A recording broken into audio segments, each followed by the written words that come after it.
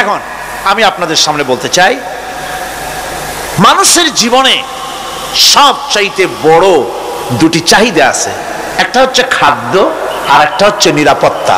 একটা খাদ্য আর একটা কি? নিরাপত্তা। পেট ভরে খাইতে চাই আর চোর ডাকাতের উপদ্রব থেকে নিরাপত্তা পেতে চাই। আইন শৃঙ্খলা পরিস্থিতির উপরে যখন পার্লামেন্টে আলোচনা হচ্ছিল, আমি তখন বলেছি, মাননীয় স্পিকার, আমার দেশের সাধারণ ভোটারদের বড় কোনো আশা আকাঙ্ক্ষা নাই। তারা কোনোদিন বলে না যে আমাদের গুলশানে বাড়ি দিতে হবে সকলের, আমাদেরকে মঙ্গল গ্রহে অফিস বানায় দিতে হবে, পাঁচেরও গাড়ি দিতে হবে, এগুলি তারা দাবি করে না। যারা ভোট দেয়, কষ্ট করে, মিছিল করে, এই সাধারণ জনগণের দাবি হচ্ছে মিনিমাম দাবি, খুবই কম।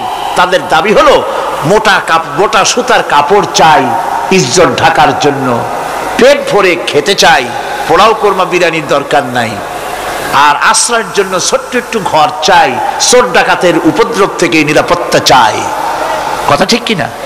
আমি বললাম, স্পিকার সাহেব, আজ পর্যন্ত যতগুলি গভর্নমেন্ট এসেছে বাংলাদেশে, প্রত্যেকটি গভর্নমেন্ট আমার দেশের জনগণের এই ন্যূনতম দাবি, এই আশা পূরণ করতে ব্যর্থতার পরিচয় দিয়েছে। কেউ পারে নাই। যারাই গেছে তারাই তাদের নিজেদের আখের গোছাবার চেষ্টা করেছে। সব নিজেকে নিয়ে ব্যস্ত, নিজের লোকদের নিয়ে ব্যস্ত, জনগণ নিয়ে চিন্তা নাই। সুতরাং মানুষের চাহিদা হচ্ছে খাদ্য আর নিরাপত্তা। আমরা কি খাদ্য আর নিরাপত্তা সত্যি কি চাই? চাই। খাদ্য যদি চাই ক্ষুধার সময়, নিরাপত্তা যদি চাই ভীতির সময়, আল্লাহ রাব্বুল আলামিন বলেন কোন গভর্নমেন্ট দিতে পারবে না, দুনিয়ায় কেউ দিতে পারে নাই, পারবেও না। ক্ষুধার সময় যদি খাদ্য চাও, ভীতির সময় যদি নিরাপত্তা লাভ করতে চাও, তাহলে ফালইয়াবুদু রাব্ব হাযাল বাইত, এই ঘরের মালিকের ইবাদত কর। কোন ঘর? কাবা ঘর। বলেন কোন ঘর? কাবা ঘর। কাবা শরীফের মালিকের ইবাদত কর। তাহলে কি হবে? আল্লাযী আত'আমাহুম মিন জু'ইন ওয়া আমানাহুম মিন খাউফ। এই ঘরের মালিকের ইবাদত যদি করো, তাহলে ক্ষুধার সময় তিনি তোমাদেরকে খেতে দিবেন, আর ভীতির সময় তিনি তোমাদের নিরাপত্তা দান করবেন। এ ওয়াদা কার? চিল্লায় বলেন ওয়াদা কার? আল্লাহ পাকের ওয়াদা বিশ্বাস হলো না, এমনই পোড়া কপালের মুসলমান। নির্বাচন যখন আসলো, সলিমউদ্দিন সাহেব আসতেন মঞ্চের উপরে, পরিচয় করানো হচ্ছে। এত আপনারা যার বক্তৃতা শোনার জন্য দ্বীপ্রহরের রৌদ্রে কষ্ট করতেছিলেন, এখন সেই সংগ্রামী জননায়ক, বিপ্লবী সন্তান, তিনি এখন আপনাদের সামনে বক্তব্য রাখবেন। উনি দাঁড়ায় বললেন, ভাইয়ার আমার, বোনের আমার, আমি এবার বোতল মার্কা বাক্স নিয়ে দাঁড়াইছি, আমারে সকলে মিলে ভোট দেন। এবার যদি ক্ষমতায় যেতে পারি, না খাইয়া কেউ মরবেন না, কিন্তু কি খাইয়া মরবে তাও কয় না। মানুষেরা এই কথাগুলি বিশ্বাস করলার সমানে ভোট দিল। হায় রে কপাল! আল্লাহ বললেন, আমার ইবাদত কর, আমার গোলামি কর জীবনের সব জায়গায়, তাহলে ক্ষুধার সময় খাইতে পারবি আর ভীতির সময় নিরাপত্তা পাবি। আল্লাহর কথাটা বিশ্বাস হইল না। এই নামাজ পড়ার মুসলমানের দাম আছে, কম দাম আছে? এ রোজা খাওয়ার দাম আছে? এ মুসলমান দাবি করার দাম আছে? আল্লাহ রাব্বুল আলামিন তিনি পরিষ্কার করে বলছেন, এই ঘরের মালিকের ইবাদত করো, তিনি ক্ষুধার সময় খেতে দিবেন, আর তিনি তোমাদেরকে ভীতির সময় নিরাপত্তা দান করবেন। চাউলের অভাব হবে না, পাটের অভাব হবে না, খাদ্যের অভাব হবে না, কারণ দুটি জিনিস যদি তোমরা করতে পারো, খাবারের অভাব হবে না। ওয়ালাউ আন্না আহলাল কুরা আমানু ওয়াত্তাকাউ লাফাতাহনা আলাইহিম বারাকাতিম মিনাস সামাই ওয়াল আরদ। দেশের লোকেরা, জনপদের লোকেরা যদি দুইটা কাজ করে, এক নম্বরে হলো আমার উপরে ঈমান আনবে, দুই নম্বরে হলো আমাকে ভয় করার নীতি অবলম্বন করে যদি চলে তাহলে ওই দেশের মানুষের জন্য আকাশ আর জমিনের সব বরকতের দরজা আমি আল্লাহ খুলে দেব। আল্লাহর ওয়াদা। আল্লাহ পাকের নিকট মানুষের সবচাইতে বড় দাবি কি? আল্লাহর কাছে মানুষের সবচাইতে বড় দাবি কি করতে পারেন? পারেন না। আল্লাহ পাকের কাছে মানুষের শ্রেষ্ঠ দাবিটা আল্লাহ নিজেই শিখাই দিয়েছেন। আমার কাছে দাবি কর, ইহদিনাস সিরাতাল মুস্তাকিম। আয় আল্লাহ, একটা সোজা একটা সরল রাস্তা আমারে দাও, একটা সহজ পথ আমারে দাও। এই কথা সূরা ফাতিহা দাবি করার পর আল্লাহ রাব্বুল আলামিন এই অভিনন্দনের জবাবে, 7টা বাক্যের অভিনন্দনের জবাবে আল্লাহ রাব্বুল আলামিন 30 পারা কোরআন শরীফ নাজিল করে দিলেন। সূরা ফাতিহার এই সওয়ালের জবাবে আল্লাহ পাক বললেন, ওয়া আনি'বুদুনি হাযা সিরাতুম মুস্তাকিম। সোজা রাস্তা চাও, আমার গোলামি করো, ইবাদত করো। সব জায়গায় ইবাদত, গোলামি করাই লাগবে। আমার কাছে সোজা রাস্তা চাও, সোজা রাস্তা হলো আমার গোলামি করা। কার গোলামি? বেহেশতে যেতে চান? আমি আস্তে জিগাইলাম বলে আপনারও আস্তে জবাব দিলেন। বেহেশতে যেতে চান? সুবহানাল্লাহ। এমন কোন মানুষ আছে নাকি যে বেহেশতে যেতে চায় না? মদ খোরও যাইতে চায়। সবাই, আমরা সবাই বেহেশতের আশা করি, ঠিক কিনা? আল্লাহ রাব্বুল আলামিন বলেন, বেহেশতে যদি যেতে চাও তাহলেও ইবাদত করা লাগবে, ইবাদত ছাড়া জান্নাতে যাওয়া যাবে না। ফাদখুলি ফি ইবাদি ওয়াদখুলি জান্নাতি। সর্বপ্রথম আমার বান্দার মধ্যে দাখিল হয়ে যা, আমার গোলামির মধ্যে দাখিল হওয়া, আমার গোলাম হয়, এরপরে আমার জান্নাতে চলে যা। আগে গোলাম হবি, তারপরে কোথায় যাবি? জান্নাতে যাবে। আগে গোলাম হ, আগে গোলামির খাতায় নাম লেখা, আগে সত্যিকারের আমার বান্দা হ, গোলাম, এরপরে জান্নাতে যাওয়া যাবে। জান্নাতে যাইয়া আল্লাহর সাথে কি দেখা করতে চাই? আল্লাহর সাথে দেখা করতে চাই। আল্লাহ রাব্বুল আলামিন বলেন, ফামান কানা ইয়ারজু লিকা রাব্বিহি ফালইআমাল আমালান সালিহান ওয়া লা ইউশরিক বিইবাদাতি রাব্বিহি আহাদা। তোমাদের মধ্যে যদি কেউ আল্লাহর সঙ্গে, তার রবের সঙ্গে যদি কেউ দেখা করতে চায় তাহলে সে যেন ভালো ভালো কাজ করে, নেক কাজ করে, আর তোমার রবের সাথে অর্থাৎ আল্লাহ রাব্বুল আলামিনের সাথে ইবাদতের মধ্যে যেন কাউকে শরীক না করে। শিরক যদি না করো, খাঁটি গোলাম, খাঁটি বান্দায় যদি পরিণত হতে পারো, কিয়ামতের দিন আল্লাহ রাব্বুল আলামিনের সঙ্গে দিদার নসিব হয়ে যাবে। এই গোলামি করব কতদিন? কতদিন গোলামি করব? এই প্রশ্নের জবাবে আল্লাহ রাব্বুল আলামিন কোরআনে কারীমের মধ্যে জবাব দিয়ে দিয়েছেন, ওয়া'বুদ রাব্বাকা হাত্তা ইয়াতিয়াকাল ইয়াকিন।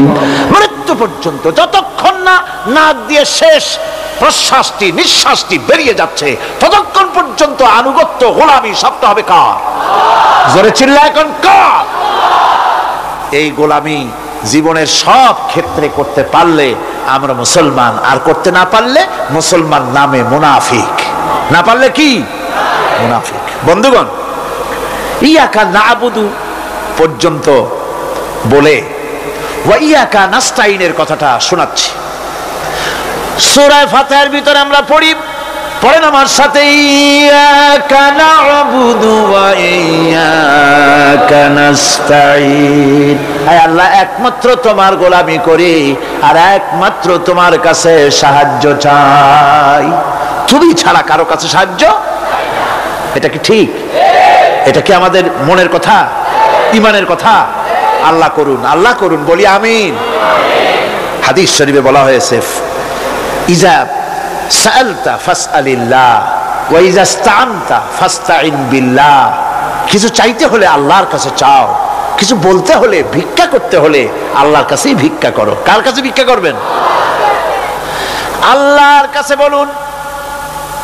আমার বন্ধুগণ, আমি আমার ঈমান থেকে কথা বলি। আমি আমার ঈমান থেকে কথা বলি, কোরআন এবং হাদিস পড়ে যতটুকু আল্লাহ বোঝার তৌফিক দিয়েছেন সেই কথাগুলি পেশ করার জন্য চেষ্টা করি।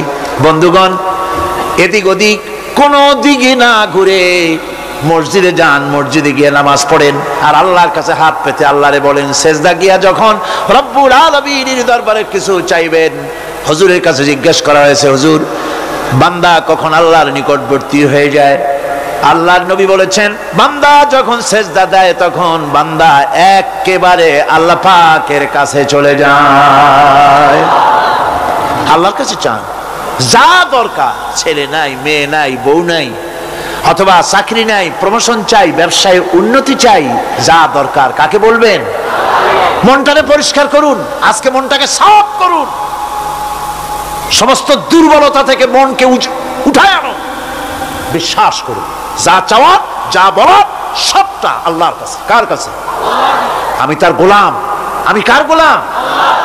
আল্লাহ ছাড়া কারো কাছে আমার অভিযোগ তুলবো না, সবটা বলবো আল্লাহর কাছে। বলে দেখেন, বলে দেখেন আল্লাহ পাক কিভাবে আপনাকে সাহায্য করেন। সুবহানাল্লাহ। ভাইরা আমার, আল্লাহ রাব্বুল আলামিন রাসূল করিম সাল্লাল্লাহু আলাইহি ওয়াসাল্লামকে বলেছেন, ফাইদা ফারাগতা ফানসাব ওয়া ইলা রাব্বিকা ফারগাব। যখন তুমি খালি হাত হয়ে যাবে, দাঁড়িয়ে যাবে এবং তোমার রবের কাছে মিনতি জানাবে, কিছু যখন থাকবে না, তোমার রবের কাছে দাঁড়ায় যাও আর তার কাছে মিনতি জানাও, তোমাকে আল্লাহ ভরপুর করে দিবেন। ভান্ডের কোনো অভাব নাই। আমাদের ভান্ড হচ্ছে যত দেব তত কমবে, আর আল্লাহর ভান্ড যত দেয় তত সমান সমান থাকে, মোটেই কমে না, মোটেই কমে না। সুতরাং দয়াল বাবা, বাবাজান, কেবলাজান বাবা কি যে কবে আর কি করবে দিশা করতে পারে না। গান বাজনা, তারপরে গোসল শরীফ, কি জানি হাবিজাবি শরীফ, কোন শেষ বেদাত দিয়ে ভরে গেছে। এগুলি বিশ্বাস করবেন না, বিদআত খারাফা, এর সাথে মুসলমানের কোনো সম্পর্ক নাই। গান বাজনার সাথে মুসলমানের কোনো সম্পর্ক। হাতে কতগুলো ঢোল নিয়ে তারপরে মাজারের কাছে গিয়ে ঢোল বাজায়, কবরের কাছে, মাথায় কতগুলো চুল, দাঁতে ময়লা, মোষগুলা ঠোঁট দুইটা ঢাইকিয়া দাড়ির কাছে এসে পড়ছে। হায় হায় রে, এই রকমের মোষ আমি মাঝে মধ্যে চিন্তা করি যে দই খায় কেমনে এরা, গাঁজা মদ খাইয়া এগুলো মাজার মধ্যে গিয়ে পড়ে থাকে। আর কি জানি আছে ওইটারে ঘষে আর বলে মদিনা যাব কেমনে, মদিনা যাব কেমন। তুই মদিনা যাবি কেমনে? মদ খেয়ে গাঁজা খেয়ে তুই যাবি মদিনা? একটা কথা হইল? তোর নাপাক কদম আল্লাহ পাকের আরদে মুকাদ্দাসে উঠতে পারে না।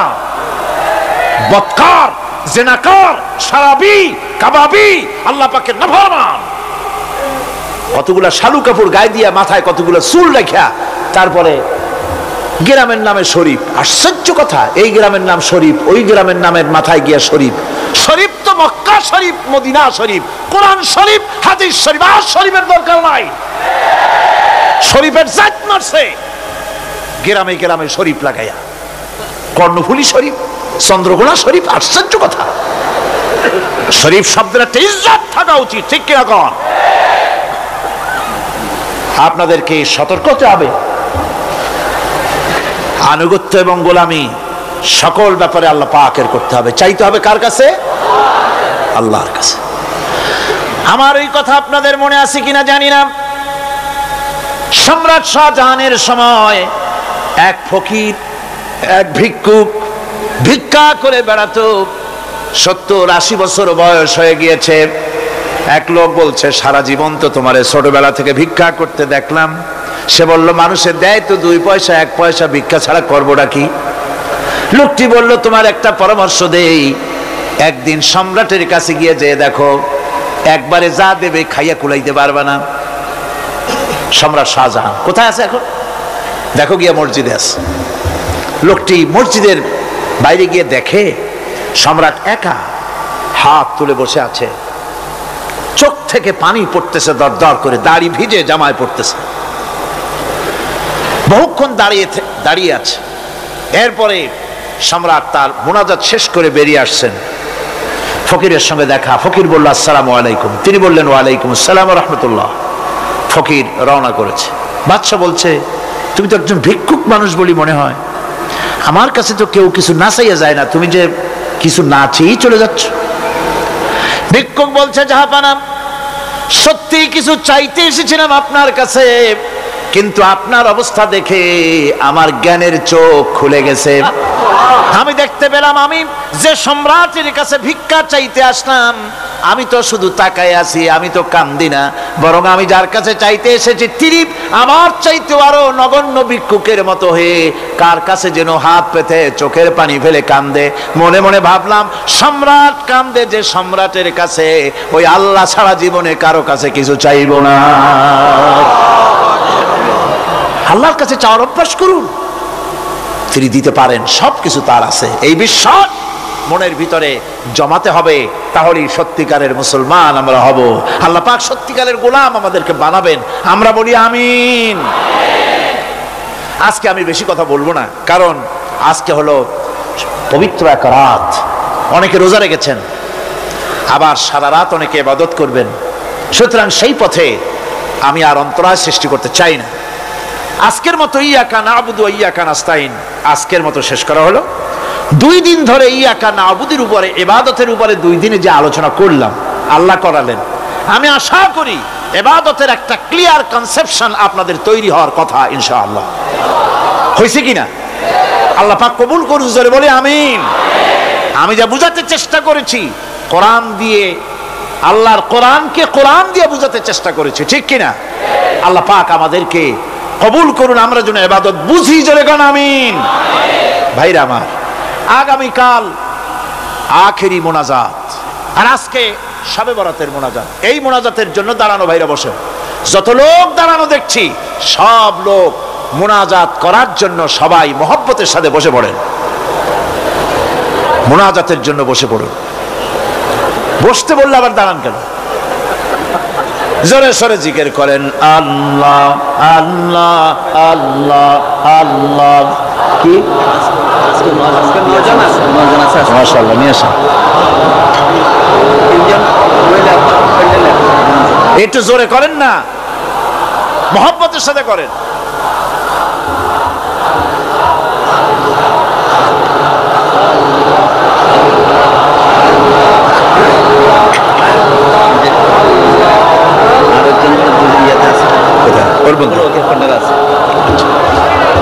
আলহামদুলিল্লাহ, কোন আলহামদুলিল্লাহ। আজকের পবিত্র রজনীতে 9 জন ইসলাম কবুল করার জন্য মঞ্চে চলে এসেছেন।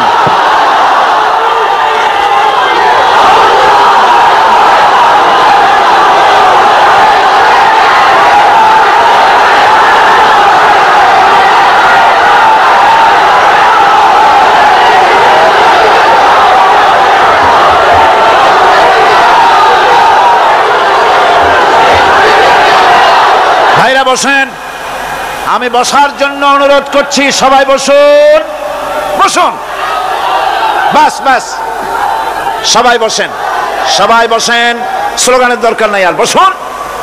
আমি আবারও বলি, আমার বড় আফসোস হয় মুনাজাতের কথা শুনলে কিছু লোক হাঁটেন, আমি আশ্চর্য হই, কলিজায় সাহসটা কি? আল্লাহর কাছে মুনাজাত করা এত বড় বিশাল মাহফিল, আর তার থেকে নিজেকে হতভাগ্য বানায়া মাহফিল থেকে হাঁটে যান। ভয় করা উচিত আল্লাহ পাককে। আল্লাহ হেদায়েত করুন, জোরে কোন আমিন। মুনাজাতের লোভ সামলান কেমনে? আল্লাহ পাক সকলকে রহম করুন। 9 জন ইসলাম কবুল করার জন্য এসেছেন, আলহামদুলিল্লাহ। একজন নাম হচ্ছে হারাধন্দে, বর্তমান নাম পছন্দ করেছে মোহাম্মদ হাসান মুরাদ। 2 গোপাল কৃষ্ণ দাস, বর্তমান নাম পছন্দ করেছে মোহাম্মদ আব্দুর রহমান। এর মধ্যে 3 জন আছে মহিলা, যারা মহিলা প্যান্ডেলের মধ্যে আছেন। চন্দনা রানী দাস, বর্তমান নাম পছন্দ করেছেন মুসাম্মাত রাবেয়া খাতুন। আল্লাহ সত্যি রাবেয়ার মতো বানায় দিন। অঞ্জনা দাস, বর্তমান নাম পছন্দ করেছেন মুসাম্মাত ফারজানা ইয়াসমিন।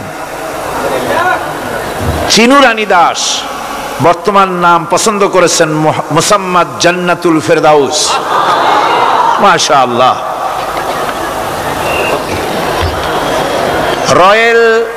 রয়েল জনগণ নাকি জনমন সুমন বর্তমান নাম পছন্দ করেছে মোহাম্মদ হাসান সানি। পলাশ তালুকদার বর্তমান নাম পছন্দ করেছে মোহাম্মদ আব্দুর রহিম। মাখন চন্দ্র পাল বর্তমান নাম পছন্দ করেছে মোহাম্মদ জাহাঙ্গীর আলম। 9 নম্বর স্বপ্না বর্তমান নাম পছন্দ করেছে খাদিজা বেগম। যেসব মহিলা 3 জন মহিলা আপনারা ইসলাম কবুল করবেন, আপনারা প্যান্ডেলের ভিতরে মহিলা প্যান্ডেলের মধ্যে আমি এখন যা বলতেছি আপনারা আমার সাথে তা উচ্চারণ করবেন। আর আপনারা আমার কাছে আসেন, সবাই কাছে আসুন, কাছে সব একদম কাছে আসেন, হাত দেন।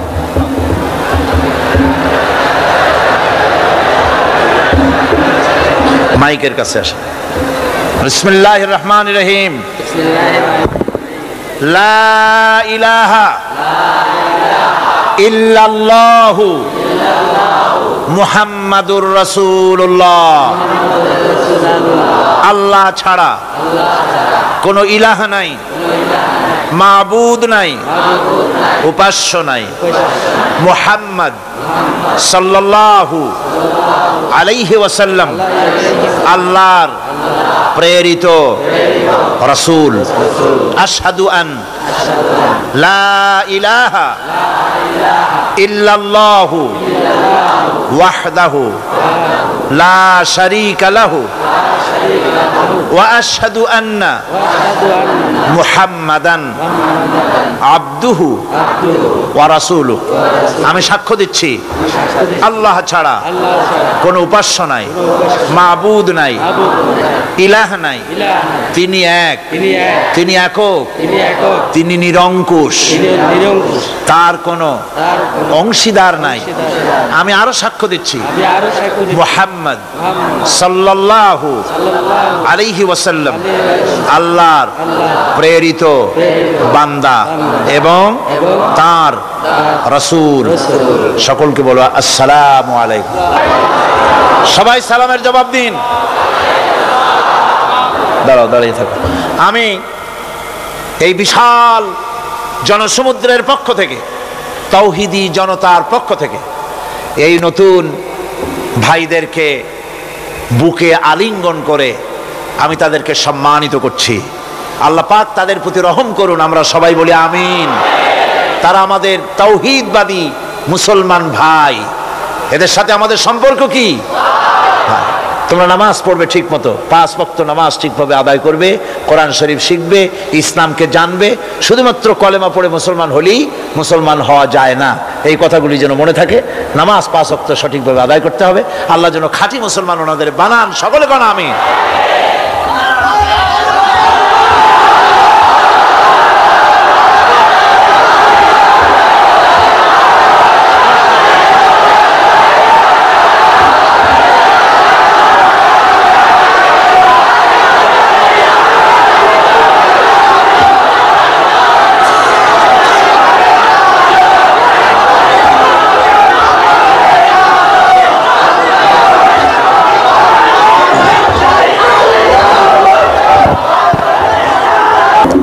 اللهم آمين.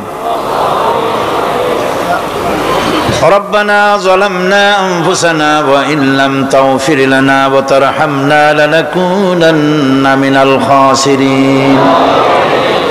ربنا لا تزغ قلوبنا بعد إذ هديتنا وهب لنا من لدنك رحمة إنك أنت الوهاب. أي الله تعالى পবিত্র কোরআনে কারিমের তাফসীরের মাহফিলের আজকের এই চতুর্থ রজনীতে আয় আল্লাহ, আমরা তোমার দরবারে গুনার বোঝা নিয়ে তোমার দরবারে হাত তুলেছি। মেহেরবানি করে আমাদের আলোচনার সওয়াব, দুরূদ ও সালাম এর সওয়াব রাসূল করিম সাল্লাল্লাহু আলাইহি ওয়াসাল্লামের রূহ মুবারকে পৌঁছায় দাও। রব্বুল আলামিন, আমাদের মধ্য থেকে যাদের মা বাপ দুনিয়া থেকে বিদায় হয়ে গেছে, আয় আল্লাহ কোন অবস্থায় আছে জানি না, রব্বুল আলামিন আজকের এই পবিত্র রজনীতে তোমার দরবারে হাত তুলেছি, আমাদের মা বাপের গুনাহ খাতা মাফ করে দাও রব্বুল আলামিন। মা বাপের কবরগুলিকে জান্নাতের টুকরায় পরিণত করে দাও। রব্বির হামহুমা কামা রব্বায়ানি সগীরা। পড়েন সবাই, রব্বির হামহুমা কামা রব্বায়ানি সগীরা। হে আল্লাহ তাআলা, জীবনে গুনাহ করে করে জীবনটারে আমরা নষ্ট করে ফেলেছি। মাবুদ গো, মেহেরবানি করে আমাদের तमाम জিন্দেগির গুনাহ খাতা মাফ করে দাও। আমাদের দাদা দিনা নানি, আত্মীয় স্বজন, পাড়া প্রতিবেশী, আমাদের পীর ওস্তাদ, আমাদের মুর্শিদ, আমাদের বন্ধু বান্ধব যারা মারা গেল, কবরগুলিকে জান্নাতের টুকরা বানাইয়া দাও রব্বুল আলামিন। তোমার হাবিব বলেছেন 3000 বছর বসে জাহান্নামের আগুন উত্তপ্ত করা হয়েছে। রক্ত মাংসের শরীর নিয়ে জাহান্নামের আগুন সহ্য করতে পারবো না বাবু, তুমি দয়া করে মেহেরবানি করে জাহান্নামের আগুন আমাদের জন্য হারাম বানাইয়া দাও। আয় আল্লাহ তাআলা, আমাদের মা বাপ, আমাদের স্ত্রী পুত্র পরিজন যারা মারা গেছে, সকলের জন্য জাহান্নামের আগুন হারাম বানাইয়া দাও রব্বুল আলামিন। আমাদেরকে তোমার খাঁটি গোলামদের মধ্যে শামিল করে নাও। আয় আল্লাহ তাআলা, রব্বুল আলামিন, কিয়ামতের ময়দানে যেদিন পায়ের নিচে হবে তোমার মতো মাটি, আর মাথার উপরে প্রকাণ্ড সূর্যের কিরণ হবে, মাথাটা ফেটে গিয়ে, মাথার চান্দি ফেটে গিয়া মগজগুলি গলে গলে নাক কান দিয়ে বেয়ে পড়তে লাগবে, জিহ্বাটা কুকুরের মতো ঝুলে নাভিস্থল পর্যন্ত পড়ে যাবে। ময়দানে সারা পড়বে পানি পানি বলে। আল্লাহ, ওই দিনে তোমার হাবিবের হাতের কাউসারের পেয়ালা আমাদের নসিব করে দিও রব্বুল আলামিন। আয় আল্লাহ তাআলা, লক্ষ লক্ষ মানুষ তোমার দরবারে ভিক্ষুকের মতো হাত তুলেছি। আয় আল্লাহ, কিয়ামতের দিন তুমি দয়া করে আমাদেরকে সেই জান্নাত দান করো, যেই জান্নাতের ভিতরে তোমার হাবিব বসা থাকবেন। আয় আল্লাহ তাআলা, তোমার হাবিবকে দেখি নাই, অনেকে যাইতে চায় মদিনায়, পয়সার অভাবে যেতে পারে না। সারা জীবন কাবা শরীফের দিকে ফিরে তোমাকে সিজদা দেয়, সেই কাবা অনেকে দেখে নাই। এই রকমের লোক যারা আছে, যেতে মন চায়, হজ নসিব করে দাও। তোমার হাবিবের রওজার কিনারে গিয়ে জীবনে বারবার সালাম দেওয়ার তৌফিক দিয়ে দাও রব্বুল আলামিন। तमाम পৃথিবী মুসলমানদের জন্য আজকে বড় বিপদের দিন। বসনিয়ার মুসলমানেরা মরতেছে, সোমালিয়ায় না খেয়ে মরে, কাশ্মীরের মুসলমান মরে, সুদানে, সোমালিয়ায়, এরিত্রিয়ায়, বার্মায়, ফিলিপিনে, দুনিয়ায় বিভিন্ন জায়গায় মুসলমানেরা কষ্টের ভিতরে আছে। আল্লাহ, মুসলমানের গুনার দিকে না তাকাইয়া তোমার হাবিবের উম্মতের কথা চিন্তা করে আল্লাহ তুমি মাফ করে দাও রব্বুল আলামিন। তোমার হাবিবের বরকতে, তার তোফাইলে আল্লাহ তুমি দয়া করে বিশ্ব মুসলমানদের মুক্তি দাও, দুনিয়ার মুসলমানদের এক বানায় দাও, নেক বানায় দাও। আয় আল্লাহ তাআলা, तमाम পৃথিবীর বুকে মুসলমানদের হারানো সম্পদ, হারানো ইজ্জত আবার তুমি ফিরাইয়া দাও রব্বুল আলামিন। মা বোনেরা প্রতিদিন কষ্ট করে মাহফিলে আসেন, আমরা সবাই মিলে আমাদের মা বোনদের জন্য দোয়া করি। আল্লাহ তুমি দয়া করে মেহেরবানি করে মা বোনদের জিন্দেগির গুনাহ মাফ করে দাও, নিঃসন্তানীকে সন্তান দিয়ে দাও। আয় আল্লাহ রব্বুল আলামিন, আমাদের বিবি বাল বাচ্চা যা দান করেছো সবগুলিকে দিনদার ইমানদার নামাজি বানাও। আজকের এই পবিত্র রাত্রে মাবুদ গো, দয়া করে মেহেরবানি করে আমাদের প্রতি তোমার রহমতের নজর দিয়া তাকাও। আয় আল্লাহ তাআলা, সমাজ কল্যাণ পরিষদ তোমার উপরে ভরসা করে বিরাট খরচের বোঝা মাথায় নিয়ে মাহফিলের আয়োজন করেছেন। আল্লাহ তুমি দয়া করে তোমার বান্দাদের দিল খুলে দাও, তাদের হাত খুলে দাও, যাতে করে ঋণ মুক্ত তারা করে দেয়। রব্বুল আলামিন দয়া করে মেহেরবানি করে মাহফিল তোমার দরবারে কবুল করে নাও। আর একটা দোয়া করি, গতকাল তোমার বান্দারা কুষ্টিয়া থেকে যারা আসতেছিলেন, দুটো অবিবাহিত যুবক ছেলে মারা গেল, আল্লাহ শাহাদাতের দরজা নসিব করে দাও। ওর মধ্যে একজন তো আছে যার বাপ নাই, তার মা তার উপরে নির্ভর ছিল। ওই মা যখন খবরটা পেয়েছে তার বুকে কেমন ভাবে অবস্থা হয়েছে, তার মাকে ধৈর্য ধরার তৌফিক দিয়ে দাও। রব্বুল আলামিন ইন্ডিয়া থেকে, বার্মা থেকে, বাংলাদেশের প্রত্যন্ত অঞ্চল থেকে মানুষেরা কষ্ট করে এসেছেন, বড় আশা নিয়ে এসেছেন। আল্লাহ সকলের দিলের নেক মকসুদ তুমি পুরা করে দিও। রব্বুল আলামিন আমাদের প্রিয় জন্মভূমি বাংলাদেশের উপরে তোমার রহমত নাজিল করো, আমার দেশকে তুমি কবুল করো, সব রকমের ষড়যন্ত্র থেকে দেশটারে তুমি বাঁচাও। আয় আল্লাহ তাআলা, দেশে কোরআনের শাসন চালু হয়েছে, দৃশ্য আমাদের দেখার তৌফিক দাও। আয় আল্লাহ, যদি কেউ দেশের উপরে জুলুম করার চিন্তা করে, মুসলমানদের উপরে, আলেমদের উপরে, ইসলামের উপরে হাত দেওয়ার চিন্তা যদি কেউ করে, আল্লাহ সে হাতগুলি তুমি অবশ করে দাও। আয় আল্লাহ, মুসলমানের দেশ, পৃথিবীর দ্বিতীয় বৃহত্তম মুসলিম দেশ, আমাদের ভুলের কারণে তুমি আমাদেরকে শাস্তি দিয়েছো বাবা।